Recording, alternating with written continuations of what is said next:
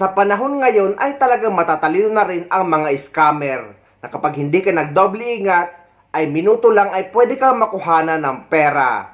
Lalo na sa mga mahilig bumili online, mapa TikTok man or Facebook. Dahil hindi lahat ng mga nagbebenta dyan ay mga legit seller. Ang iba dyan ay mga scammer na naghihintay lang ng mga biktima kagaya sa naranasan nila kabayan. Na-scam kami ng 13,000. Opo, ang gagaling ng mga scammer. Nakakaloka, nahuli namin kasi 2 accounts pa yung ginamit nila. Ngayon, i-flash ko dito yung mga picture. Yan yung mga pangalan na ginamit. Kung kilala nyo yung mga nasa picture na yan, nakakaloka kasi itong isa na to may bata pa. Yung mga picture na yan, kung kilala nyo sila, pakitag sila kasi ginagamit yung picture nila pang scam. So ito na nga, yung asawa ko kasi madalas bumibili sa blue app ng mga parts ng sasakyan, katulad ng mga mags, mga gulong. Mahilig yung asawa ko sa mga ganyan. Ngayon meron siya nakita ng mags, pang maliit na sasakyan lang naman. So tinanong niya kung magkano. 15K ang sabi nung seller. Seller ko no, na scammer pala. Tapos ngayon tumawad yung asawa ko ng baka pwede 12K. De, pumayag naman si scammer. O de, okay na, nagka-deal na sila, no? Tapos yung asawa ko magbubuk daw siya ng Lala para pipick upin ngayon ng Lala dun sa bahay ng seller, yung gulong. At ang sabi naman ng seller, sige po, walang problema. Tapos, isan nyo lang po sa akin yung link ng Lala para ma-detect ko kung malapit na siya dito. Sabi gano'n ng seller. Tapos nung pagkasend ng asawa ko ng link, maya-maya tumawag na yung seller na nandoon na daw yung binok na driver. Tapos sabi niya, sige sir, video call tayo, pakita ko sa iyo yung mags and anything, ganyan.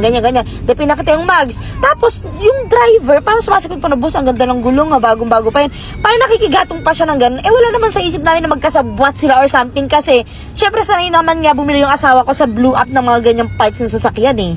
Tapos, de, okay na. Akala namin okay na. De, sabi, sige boss, pakisan na lang muna yung payment habang kinakarga sa sasakyan yung gulong. Then, nag-send na kami ng payment. Dahil ang tawad is 12K ang sinend namin.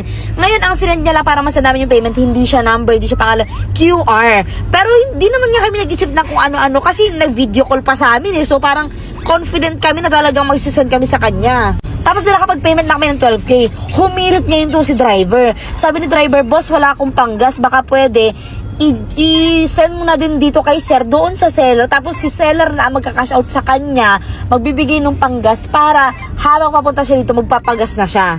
So ang sinend ng asawa ko, nag-send ulit siya ng 1-1, diba? 13-1 na pala yung sinend namin. Lahat yun yung mga nasend namin. Tapos eto na nga, tumawag yung legit na driver sa asawa ko. Tapos tinanong niya, sir, wag muna kayo magbibigay ng payment. Tapos sabi nga ng driver, nagulat kami na, ha?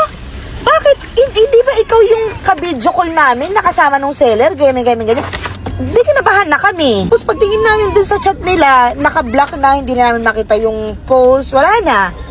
Ganun lang kabilis na wala ang 13,000. Wala pang 30 minutes. Kaya please, kung kilala niyo yung mga tao na yan, ginagamit po yung mga pictures nila pang scam. Grabe, ang tindi ng mga ngayon, mga scam, natatapang talaga ng mga hiya, Scam pa ulit. Tapos ngayon tumingin ulit yung asawa ko, hinuhuli nga niya. Tumingin ulit siya sa blue app ng gulong. Aba, iba na naman ang pangalan. Yan nga, yan lalaki naman na yan ang ginagamit na profile.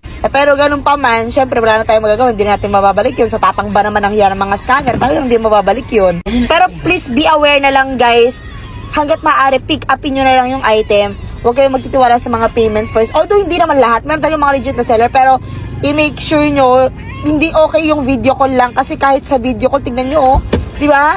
Apakabilis lang magkasabwat yung scammer tsaka yung driver kuno. So guys, ang gusto ko lang ngayon, kung sino man yung nakakakilala dito sa mga ginamit na accounts or sa ginamit na picture na tong mga scammer na to, sana itag nyo sila dito para makita nila na ginagamit yung picture nila sa kalokohan. Kasi kawawa naman sila, majudge pa sila kahit hindi naman sila yun.